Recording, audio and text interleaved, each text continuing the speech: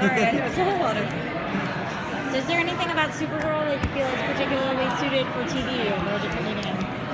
I'm sorry, that's suited for TV? Over a different medium. I just think this is that we're getting the opportunity to make every week a big screen feature on the small screen, and she really just takes up every inch of that screen. Melissa Benoist is so important, and I have a 7-year-old daughter, and to look and see that she flies and that she takes on, guys and girls and everyday emotional trouble. She's just very inspirational. So how much time has passed between when Superman came onto the scene versus when we started the pilot and Kara starts her? I was told there'd be no math, but in my understanding, they came off of Krypton, went into the Phantom Zone. She went into the Phantom Zone. He landed on Earth, went to Kent's. So he's 0.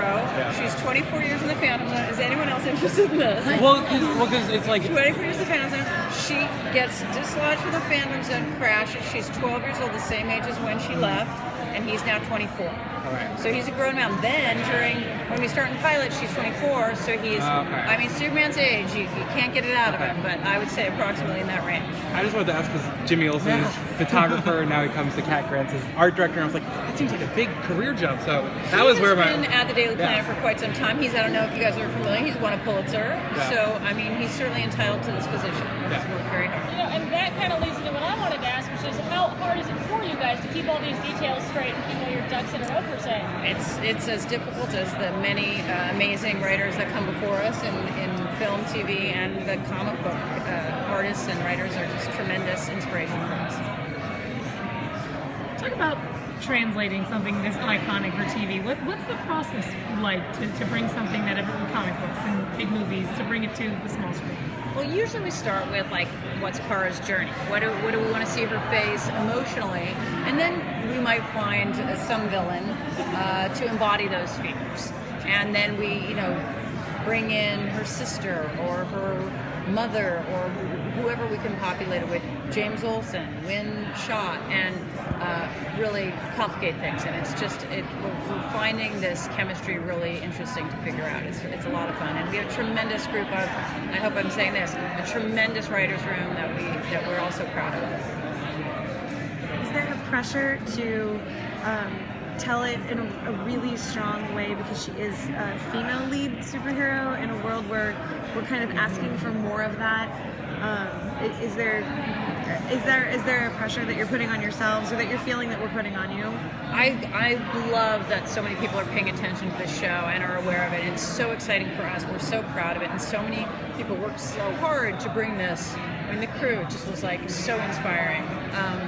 But what's exciting for us is we look at someone like Melissa Benoist, who is just really the embodiment of a young working woman, and she and her values and her contagious sort of this is not the right way to say it, kindness and love, is so important in the stories we're telling. That's as important as strength as her strength or her superhearing or X-ray vision or heat vision or freeze breath is also this tremendous kindness that she carries, and that's sometimes as important to solve some of her superhero trouble as any of her other superheroes. I don't know if that answered your question. It's great. Awesome. Do you see the show going as a procedural week-by-week thing? Is there going to be through lines that carries it through the season? What do you envision for Yes, the season? absolutely. I mean, we like to tell a standalone story every time, but there's certainly elements that will link through each episode if you're following overarching romantic arcs or villain arcs. There's something for everyone here, and it's really, the visual effects are spectacular. Armin Kevorkian is a genius what he does, and we say, can she fly a plane, catch a plane in midair and rescue that plane, and he goes, yeah, I think I can do that. And it's really it's a bunch of people saying, yeah, I think I can do that, and we're making something really special.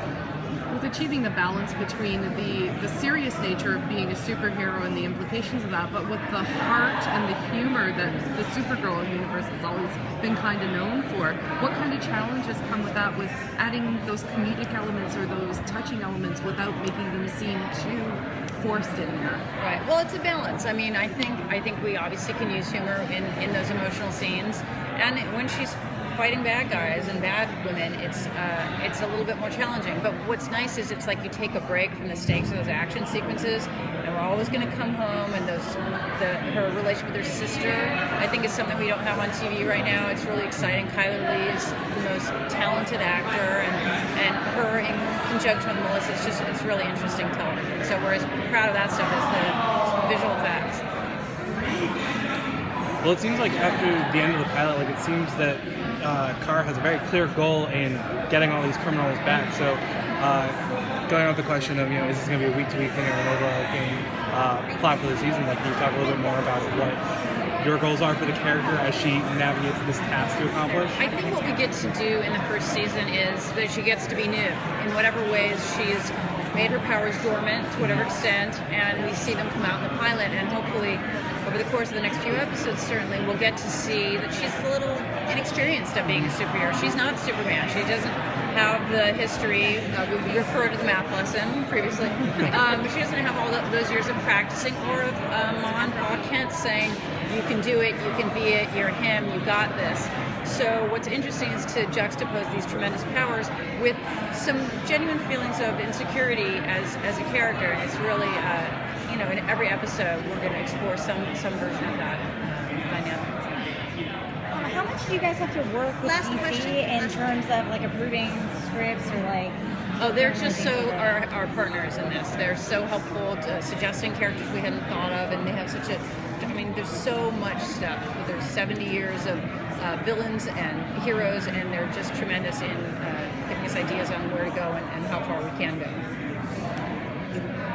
Thank you. Thank you.